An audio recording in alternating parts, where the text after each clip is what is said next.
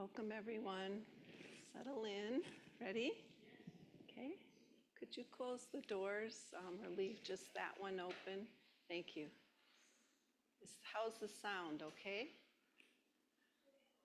Louder? All right. I know I've been accused of talking too softly. It's just what meditation does, right? Thank God. Gets us to quiet down. Is that any better? We'll have to tell Gabe to turn it up. Can you turn it up a little bit, please? Thank you. How's that? All right? Great. Thank you. Thanks, Gabe. Okay.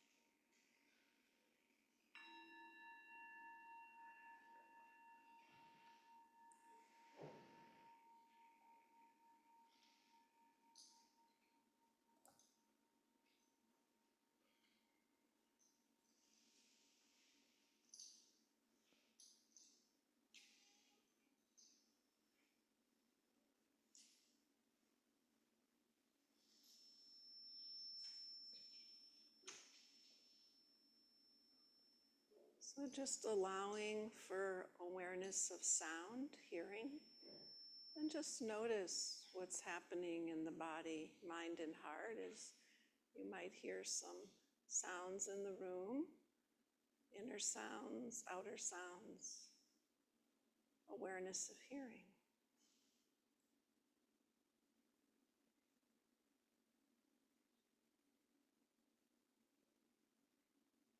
And now taking your seat, grounded through the base of your sit bones, held and supported by the Mother Earth like a Buddha under the Bodhi tree. Rooted, grounded, held, supported.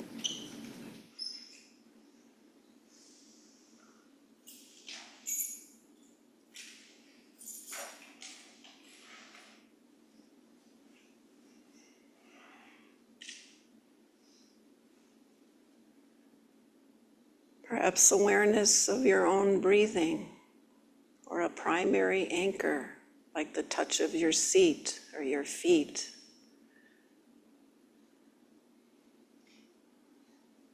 Extending along the natural curves of your spine like the trunk of that tree, including the neck and head, that sense of uplift and grounded. Eyes can be open or closed, hands and arms resting gently without strain, and one another on your lap or knees.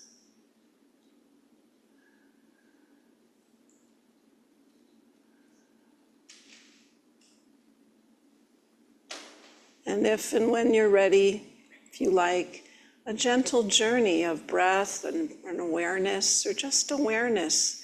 You could start from the top of your head, face, and down through your neck and shoulders, all the way to your seat and feet, just letting your awareness gently sweep through as though you're saying good morning to each region of your body, inviting the possibility of softening and letting go, but mainly being present with it with a kind attention. Especially those places where we know we tend to hold or tighten, like around the eyes or the jaw, the neck, the shoulders, the back, the belly, or other places. It's like you're bathing your body in this kind awareness and soft breath.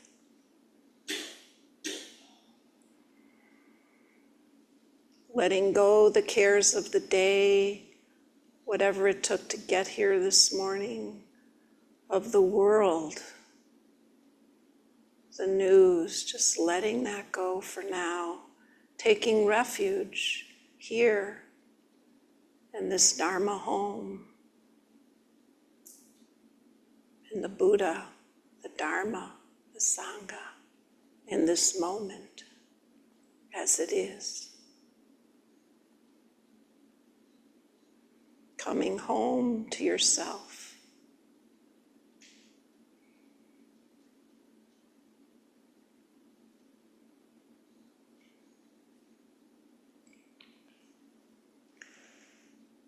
Allowing for whatever mind state, emotion, thoughts, feelings, whatever may be present internally and externally through your sense doors, to be accepted by you,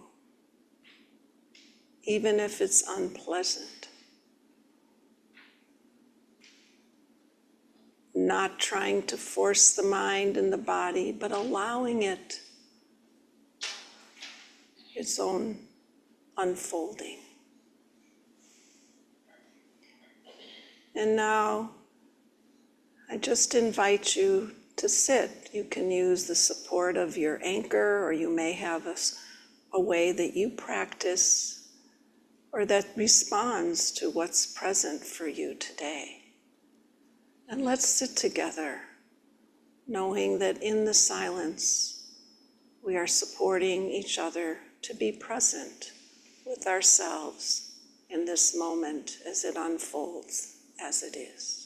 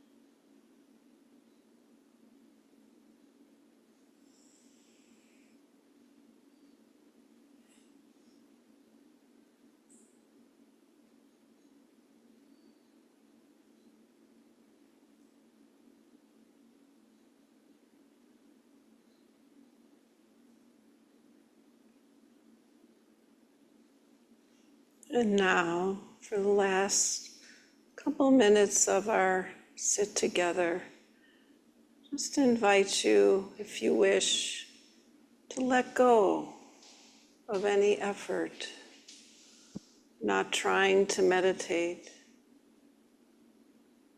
just letting go and letting be as it is, and resting in what's called open awareness. Eyes can be open or closed, and just rest as it is.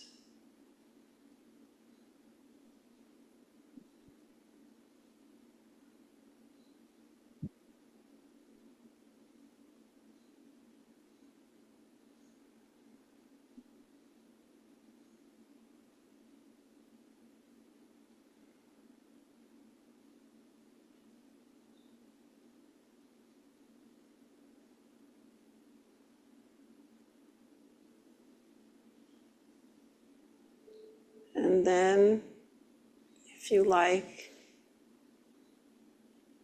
dropping in the nectar of unconditional loving kindness into the space of awareness within and all around.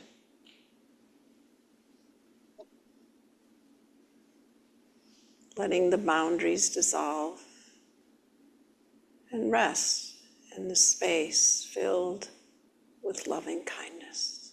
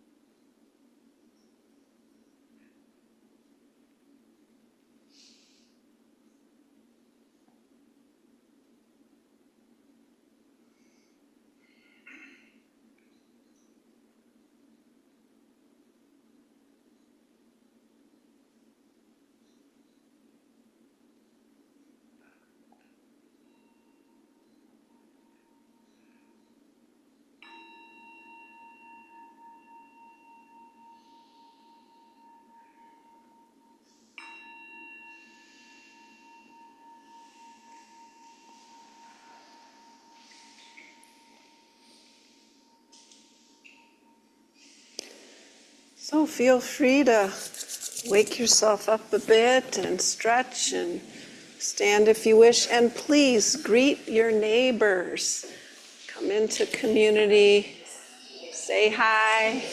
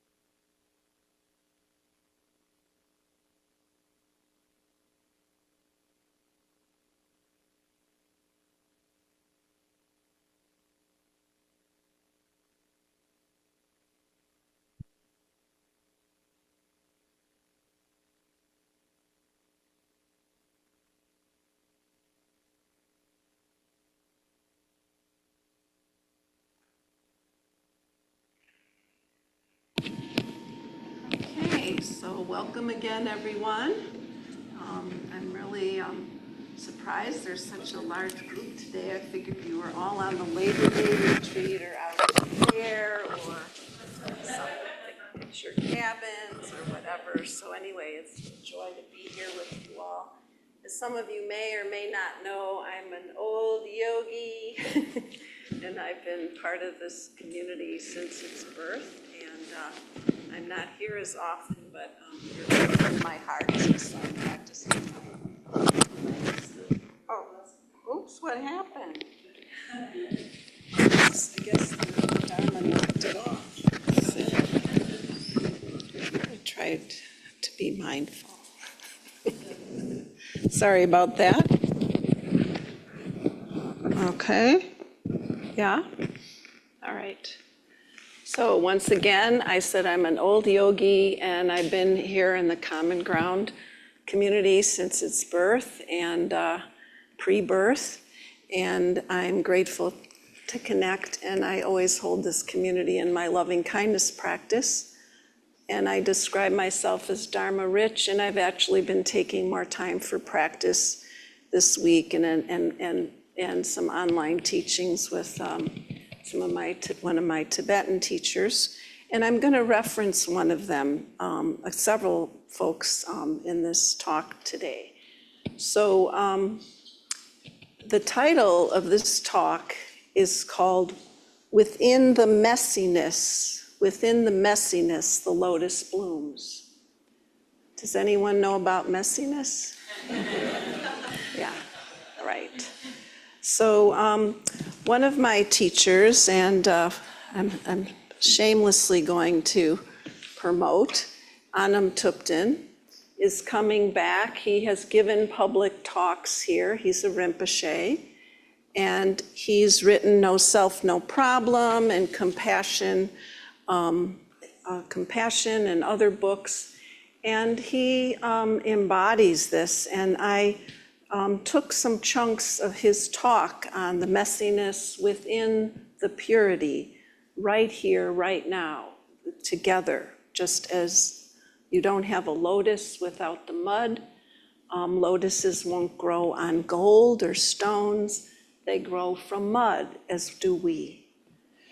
So this human world is filled with suffering, tragedies, not knowing what's going to happen next. And I'd like to share something from The Moon Appears When the Water is Still. When Tereri Sala was here, hope I'm saying her name correctly, she mentioned this little book and did a reading. And I was so moved by it, I actually ordered it right away. And I've been reading it as one of my daily readings.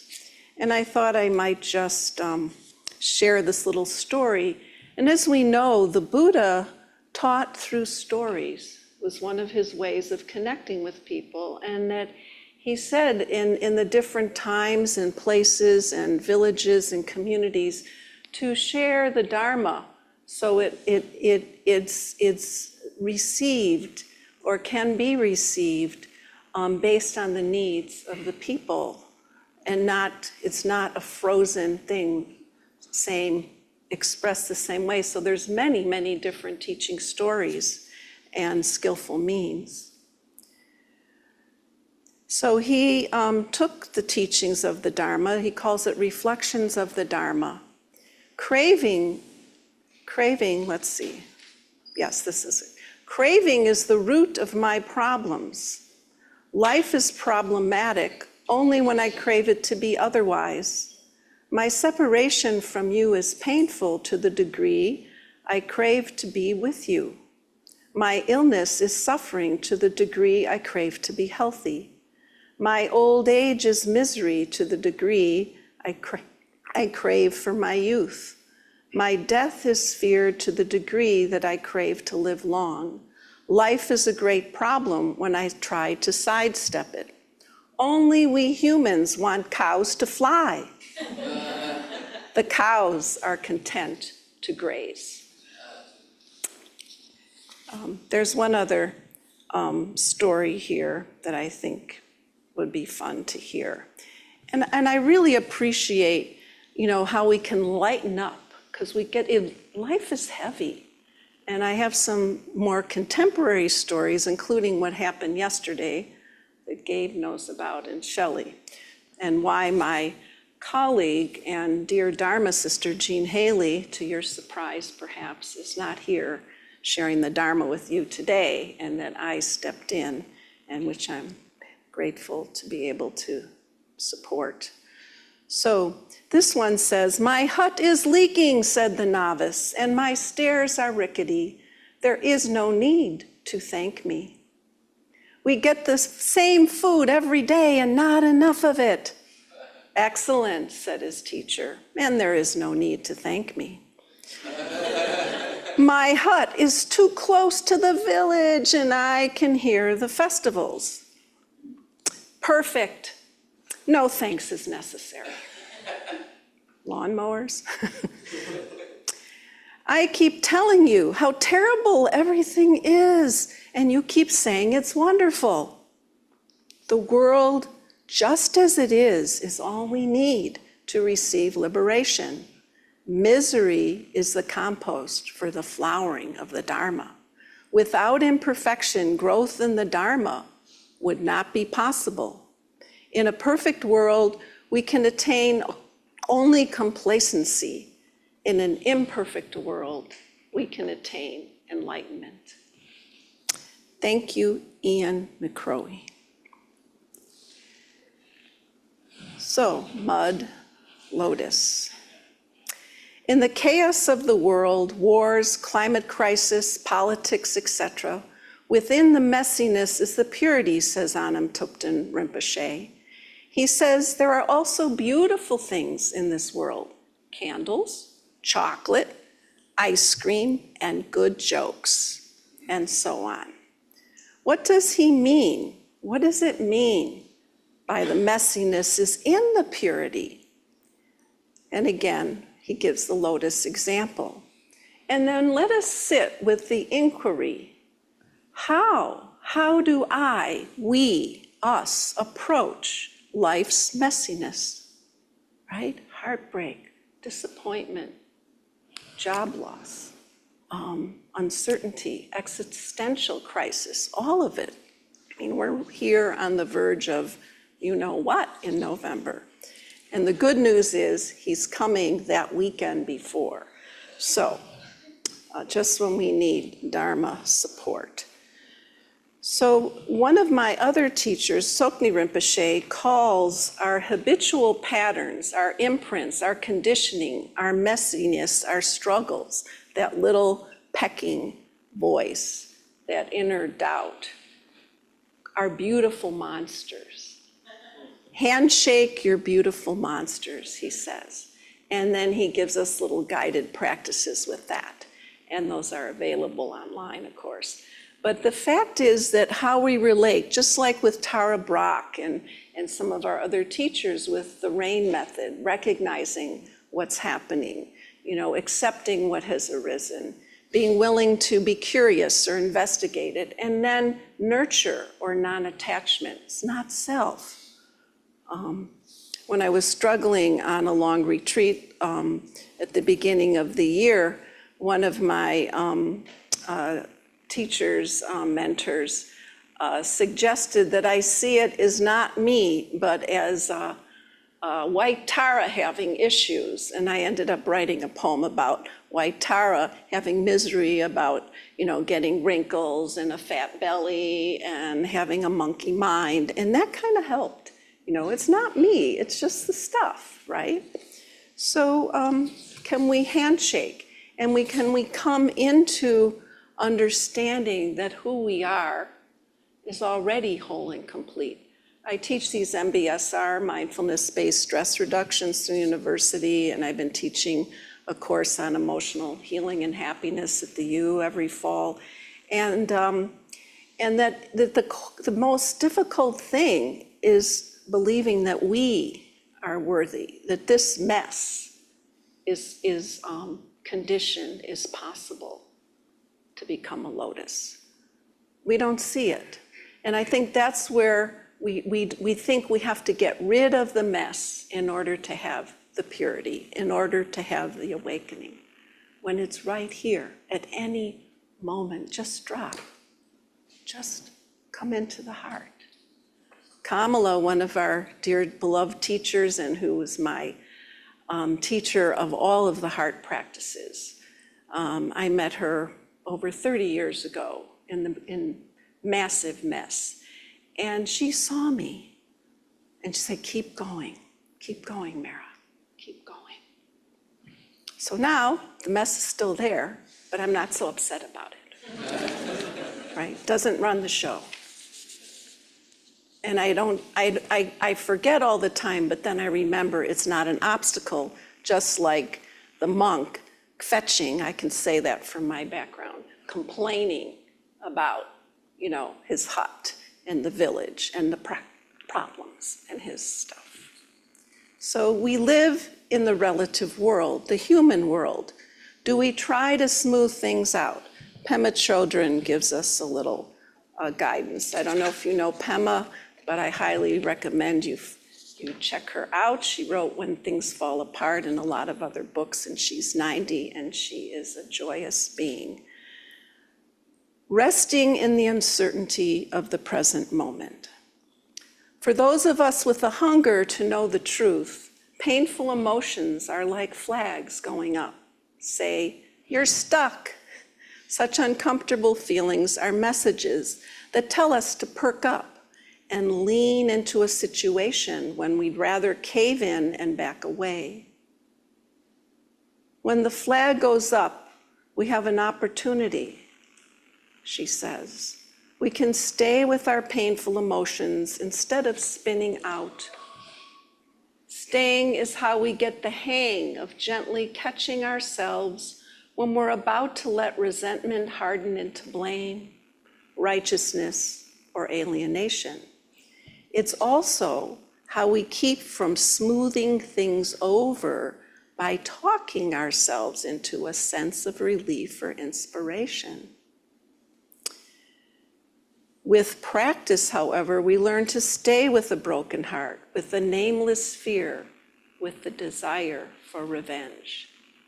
Sticking with uncertainty is how we learn to relax in the midst of chaos. Learn to relax. This is our training. How do we relax in the midst of all this chaos? How we learn to be cool. The Buddha described awakening as cool, like the moon, the light of the full moon. How we learn to be cool when the ground beneath us suddenly disappears. Thank you, Pema. She also was referencing about the practice of being here now. The sun only has one day, she wrote. The Navajo teach their children that every morning when the sun comes up, it's a new sun. It's born each morning. They say, they take them out at dawn, and they say the sun has only one day. You must live this day in a good way, so the sun won't have wasted precious time. Acknowledging the preciousness of each day is a good way to live and a good way to connect with our basic joy. And she also referenced Martin Luther King. And as she said, what I understood is that the whole movement was based on love. Love that doesn't exclude anybody. And when you take that view, you begin to live by it. And something begins to shift very dramatically, and you begin to see things differently, including injustice. I don't know about you, but I'm working on that one really hard right now. Injustice really gets my monsters going. So I'd like to share a couple short stories that happened in life recently. As yesterday, as I mentioned, and one traditional one about Avalokiteshvara, who is known by many names, Kuan Yin, many different names, which is like the goddess of compassion, or about that. And you've probably seen many tankas or statues where there's like 1,000 arms, like a lot of arms and eyes, and they're sending out loving kindness. In this center, you do the noble abode, pervading loving kindness, compassion, equanimity, mudita, empathetic joy. So just yesterday afternoon, had a lovely long walk in nature near the river road and such with my dear Dharma sister and longtime friend, Jean Haley, who teaches here, including the Compassion course with Jane. And we were enjoying this long walk, and we were not far from my home. We were starting to wind down, and we crossed the street, and we were kind of near Minnehaha Park. And suddenly, Jean, we're right next to each other. I said, okay, let's take the pedestrian path, and probably the last 10 minutes or so of our walk. And Jean went, boom, full flat out onto her whole body, just right next to me, went. And shock, blood. Fortunately, she's okay. Something's broken, but you just never know what's going to happen. So there I am on the ground with Jean. She's holding her something and bleeding, and I'm like, look up and I go, help.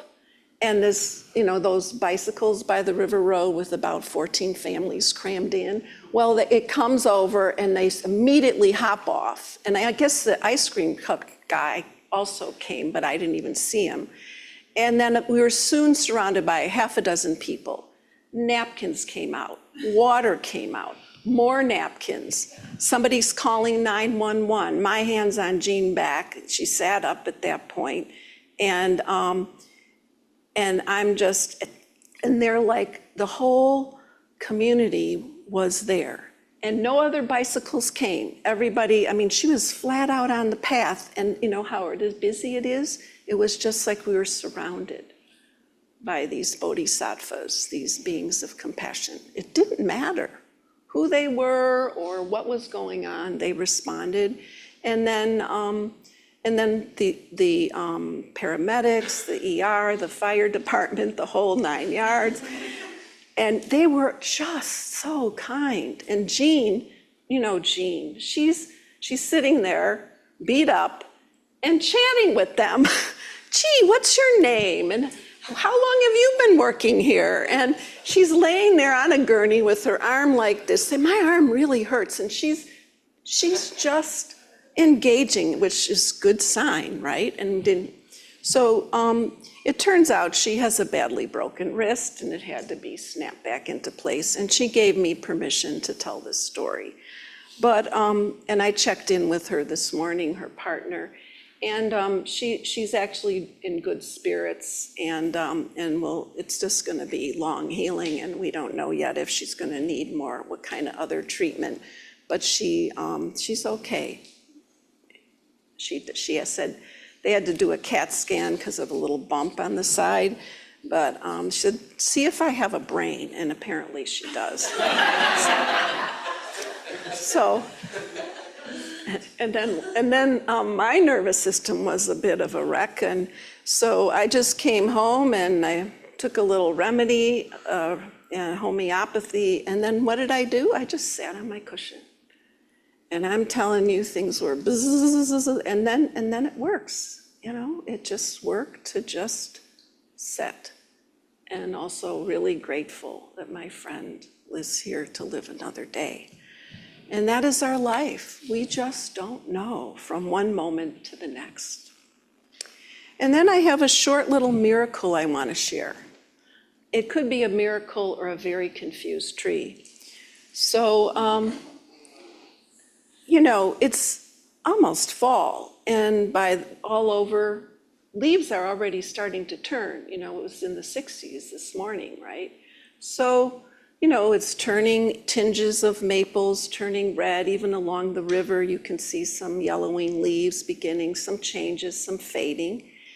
And in my yard, we had an arborist come out, because it looked like one of our trees that was a memory tree for our cat who died. We had for 20-some years. Huge river birch now. It looked like it was dying. And then at the same time, he took a look at our really old maple, our old lilac tree, which had been there years before we even lived there. And all the leaves were dead. They were covering the driveway.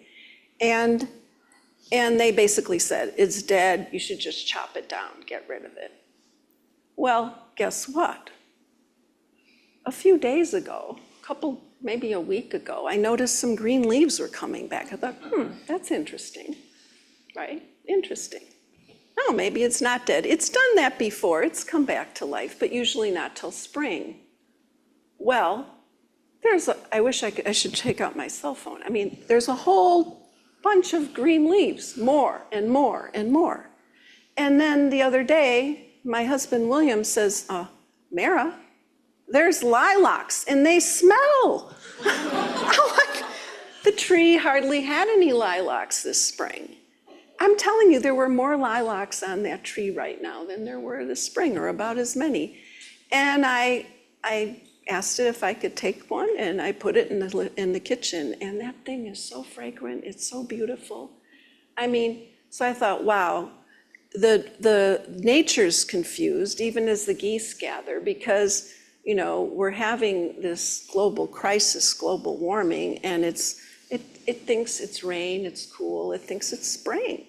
So I have this lilac blooming, but I told this story, a very short version, I'm also a psychotherapist, and many of you know I work with grief and loss and all these things. And someone I work with who has suffered a huge accident and is living with long-term effects through her life, I said, at the end of the session, near the end, I shared about the lilac, and we both smiled.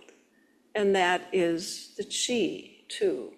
We are that lotus coming from the mud. It is our growth. And so I'm going now to shift to the traditional story before I run out of time, because I want to leave time for you all to share as well. We're all in this together. So the story of the bodhisattva, that is, as Anam Tupten describes it, a spiritual warrior, or someone who has the capacity to bear the suffering with an open heart and can generate this unconditional compassion, loving kindness turned toward the suffering. So the bodhisattva, Avalokiteshvara, was attempting to free all beings, free everyone from suffering, himself, right? And so the tale goes, as the Buddha shares it, more or less, is that he saw the world, this goddess, this being. He's kind of gender neutral. I say he, but they. It's more of a they. And I was able years ago to go to a cave in India where there was one of those cave paintings. They can't even shine the light anymore because the paints evaporate. But I'm telling you, you walked in there, and this is many, many years ago, and if they shone the light in one direction, I went that way, and in the other way, if you were there, it looked that way. It was really quite magical and amazing, and that it's gender neutral. It's a he, she, they. It's just a being of great compassion. And so I hope I can change pronouns, but I'll maybe try to say they. So they tried to save the world, and they looked down and they thought, okay, I can do this. And they took all these beings and they tried to put them in a heavenly realm, and they got it all cleared out. Yes, I can retire now. That's Anam Tupten's version. I can retire, said the bodhisattva. Well, they looked back down, and guess what? The world was filled again with beings suffering in agony, misery. So he cleared it again. Okay, let's get you all to heavenly realm, move on, Buddha nature. Again, 6 times the Bodhisattva Avalokiteshvara tried to clear the world, all sentient beings, of suffering. Well, he was so, broken by this that he gave up. And he broke his precept, his vow. He had taken the vow to save all sentient beings, and he couldn't do it. So he broke his vow, and then he was in agony because he'd broken his vow, and he was going to retire and give up. But then what happened next is then when he did that, his body fell apart, and he was even in more pain. And at that point, another being of light, Amitabha Buddha, the Buddha of light, blessed him. And what happened is he transformed into a being with 1,000 arms and 1,000 eyes. And then this is the teaching that comes from that. He says that we can be like Avalokiteshvara, not the one seeking early retirement and giving up in all this messiness and all this chaos and all this pain, but willing to be in this world, okay, with 1,000 arms and 1,000 eyes, willing to be in this world, to love this world, and take all our tragedies, challenges, not as defeat, but as a source of growth, courage, and personal development. He says compassion and wisdom are like the 2 winds of the spiritual path in the Buddhist tradition. Not only do they complement one another, but both are required for authentic inner awakening. Compassion is the heart's capacity to be with the messiness. Compassion is the heart's capacity to be with the messiness of the world, and wisdom is the capacity of our mind that sees the way things are without distorted perceptions. In his book, he talks about cultivating, one of his books, Practice of Compassion in the World. Can we open our hearts and be of benefit to the world when we see so much pain and injustice? And invites us to deepen our compassion through practices that open our hearts and expand our awareness, so we can act with courage to benefit all, including ourselves.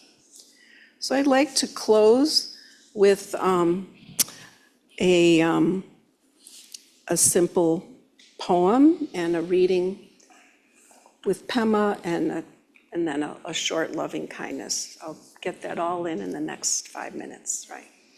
2 minutes. I think first Pema, because we started with her.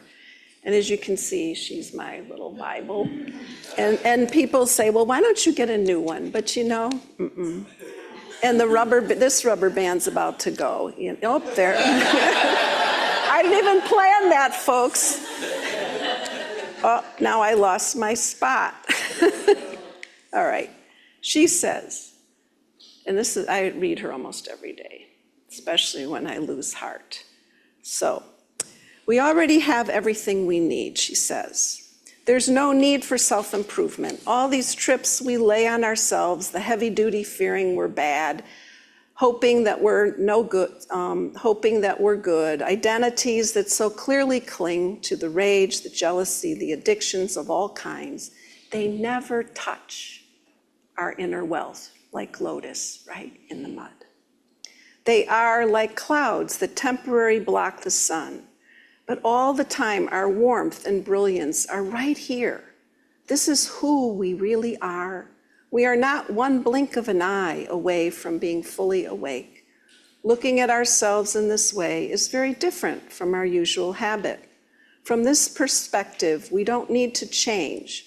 You can feel as wretched as you like, and you can still be a good candidate for enlightenment. You can feel that you're like the world's most hopeless basket case. But that feeling is your wealth, not something to be thrown out or improved or smoothed over, right? Right. The messiness within the freedom, the purity. And then a Mary Oliver, got to have a Mary Oliver. It's from Devotions. So she says, don't hesitate. And then there's a prayer by her. Don't hesitate if you suddenly and unexpectedly feel joy. Don't hesitate. Give into it. There are plenty of lives and whole towns destroyed or about to be. We are not wise and very often not kind. And much can never be redeemed. Still, life has some possibility in it. Perhaps this is a way of fighting back. Perhaps this is a way of fighting back. That sometimes something happens better than all the riches or power in the world. It could be anything, but very likely you notice it in an instant when love begins. Anyway, that's often the case. Anyway, excuse me, whatever it is, don't be afraid of its plenty. Joy is not made to be a crumb. Joy is not made to be a crumb. And a short prayer. I guess I'm attached.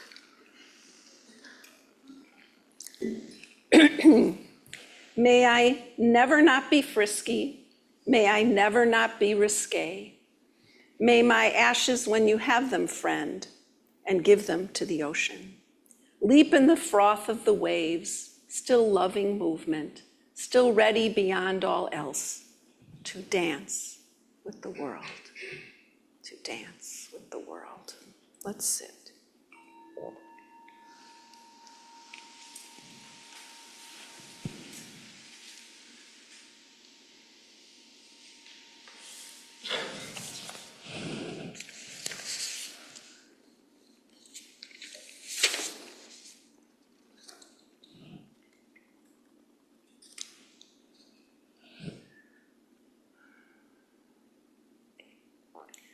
So I invite you here and those on Zoom to take a moment to connect with your own inner compassion and wisdom.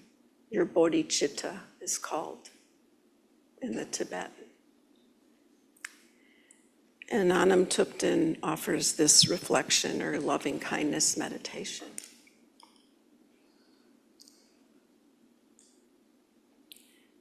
Including yourself, those near and dear, and far and wide, as your heart wants to go this morning, and it's fine to stay with your heart, yourself, because one heart filled with loving kindness naturally radiates loving kindness to all beings. If you wish, we can visualize everyone in the world, this floating, aching, suffering world, where there's also joy and chocolate. Everyone in the world sitting in front of you, say to them with your whole heart, may you be safe from inner and outer harm. May you be free from guilt, shame, and hatred. May you live with the ease of an open heart. May you live with the ease of an open heart. May you be awakened to the true nature, which is an inexhaustible source of love, compassion, and wisdom. May we express loving kindness towards each other so that world conflict and every type of strife come to an end, allowing peace and harmony to pervade the entire world.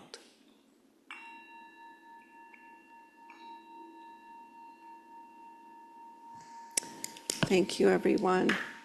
And forgive me for any errors, and we can dedicate the merit in a few moments later. But we have a short time, and I'm sorry I didn't leave more. My intention, unfortunately, is 7 minutes over. So comments, sharing, questions, I just offer this up to support our practice during these really chaotic messiness times that are our life. Yeah, and Hi again to the Zoom people. Since I'm on Zoom with one of my teachers right now, I really appreciate when he goes, hello, those in pajamas. It's so sweet. And we go, thank you, Rinpoche. Yeah, people on Zoom, we can hear them too. So Oh, okay. Sure, you're welcome to share too. We can hear you, thanks to Gabe and the magic technology. You're all speechless now. Put you to sleep. Yeah, please. Okay, we want to wait for the mic so we can hear. Have a good day. Thanks for coming. Yeah. Is it on? Oh, so I'm going through a challenging time right now. My husband's very, very sick, possibly dying, but very sick. And we just had a fiasco day where he was kind of let out of the hospital, discharged into this rehab place, but it was too early, and he had a biopsy on his kind of back his leg, and anyway, and then we had to go back to the ER and spent the whole day there. So my question is just that I felt I couldn't keep my center. I couldn't keep that go with, be just, able to go with whatever was happening. And so my question is, what would I do then? I mean, how can I, get it back? I mean, I could have meditated, but I really couldn't have at that time. And so I don't know if you have any thoughts about that. I don't know if you're completely done sharing, but given our time, just hold your heart, my dear. I mean, this is so painful. I hope you don't mind me calling you my dear. When I was sitting in that ambulance with Jean, I was starting to get nauseous back there. I was like, oh, I just held myself.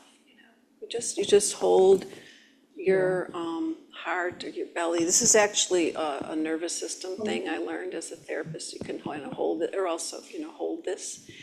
And also, that's the messiness. You're just aware, uncentered, out of my mind, in a lot of pain, and that's it. And then if you can, just say, wow, just some compassion, natural, not a formal practice, eyes open, just on the spot, apply the bandage of love. And then, if you can reach out, someone else, hey, da-da, think of me, and just sometimes call in the Dharma. And if other people have first responder Dharma ideas, please feel free. But I know that in those situations, sometimes it surprises me. It's not about being centered and quiet. It's just acknowledging that you're on fire, that you're terrified. And I know we've all had those experiences, and I could do probably 6 talks on that, at least, just because that's how it is. And so it's like, the ability to be shaken and just be aware when we're shaken up.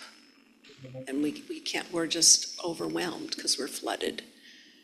And sometimes it's just the next breath. Yeah, or just hold on to yourself. Yeah, go ahead. Howdy. I'm not a first responder, but something came to mind when you said that you couldn't keep your center. And I have also been going through a rather extremely tumultuous time. And Mark said something, I don't know when, of that sometimes there can be a wrong view, that you have to exert a lot of effort to get back to mindfulness, to get back to being aware, to get back to being receptive, and whatever sort of things we can build up around, like being skillful. But it was kind of like, I don't know, it was really impactful for me to hear him and remember him say, there is no like going over there through tremendous effort back to being in touch with the moment. Like, it's almost like a remembering that whatever you're experiencing is what you're experiencing. And that can be like excruciating dysregulation, and just kind of, oh, I'm already here. I don't have to like be more here with it. Exactly. Thank you. Mm-hmm. Thank you. And thank you, Mark, and thank you for sharing. Thank you both. Yes. Yeah, please, we have time for, I think, one more. And I hope you'll stay and, connect with each other. There's a lot of wisdom and compassion and support in the Sangha. Yes, online? Lucy, question. What is the name of the little book and the author of the first little book? We had a question online about that. Would you share it one more time? Sure. And I'm really grateful to Tereri for sharing it. It's The Moon Appears When the Water is Still. The Moon Appears When the Water is Still. And just this little book, it says Reflections of the Dharma. And it's by Ian McCrory, McCrorie. And I just couldn't remember the guy's name, of course, so I just put Moon Reflections, the moon appears when the water's still, bless you. And it popped up. And yeah, it's a real gem. It's a real gem. Thank you. And I really appreciate the sharing because it is messy. And when we use that's what I mean by the smoothing over. We can't just think I'm going to practice. And we have to know that it doesn't matter how long you practiced or how strong your practice or whether your practice is garbage or not. We get knocked off. We get unhinged. And that's not a problem to be hard on ourselves about. It's how it is. And so how we respond is just with like allowing. It is what it is. And sometimes we can't and don't practice. And actually, when I have folks that come say, well, I'm going to learn meditation, I'm going to control my mind, it's like, forget about it. It's like you make yourself crazy. And sometimes you just need to walk or watch something stupid to make, or just be easy. And have people have sometime, I've told this story and I'll finish, is, oh my God, I'm having a piece of cake. So, well, you're eating the whole cake every day? No, just a piece of cake at least once or twice a day. So, your mother just died. It's okay. It's like, So, we have to be gentle. So thank you. And let's just dedicate the merit and call it a day and take care out there. I have a few announcements. Just before we dedicate the merit, just a quick announcement. So this organization, Common Ground, operates on the principle of Dharma, which means we freely give and freely receive. All of our programs are offered freely, including the retreats. And there's several ways that you can give back to the community. So the first way is by showing up today. Your presence here with all of us is a gift. The second way is through volunteering, so giving of your time to the center, offering that. And then the third way is through giving of your resources, so your money.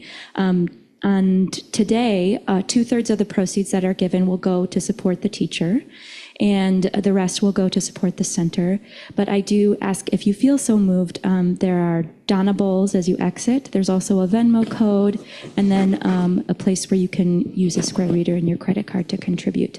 And if you have any questions about volunteering, come talk to me. You can talk to Gabe. You can also talk to Mark. And we are so blessed to have you here. The last way I would love for you to give to the community, if you are able, is to stay and chat together after this. You have little bits of wisdom that you've attained through this talk, and to share it with a small group is a huge gift to the community, and we can grow and send out all of that to each other. So have a great day. Thanks. Thank you, and thank you. Yes, sorry. Thank you. I don't know your name. Go I'm ahead. Britta. Hi, Greta. Thank you. Yeah.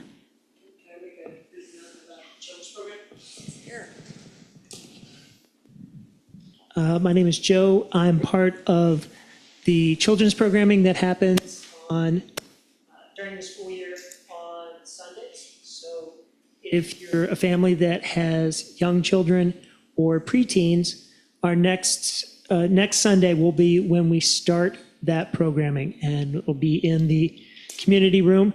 I work with the preteens from around 9 to 12-year-olds, and Madeline and some of the other teachers work with the younger children. So we're back in session. Hey, it'll be great to have you all And that's back. every other week. Yeah, another announcement. And then sorry, gang. Just a quick I got one addendum. too. Go ahead.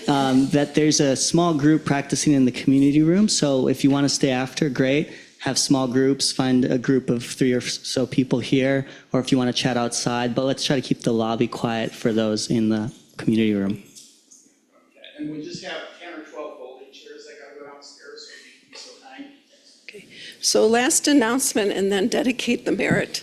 So Anam Tupten Rinpoche, Common Ground has hosted him for public talks, as I mentioned in the past several times. And I will dedicate any dana to help to provide meals for him when he's here. He stays at our house. I can't believe it. I have to get my house ready. So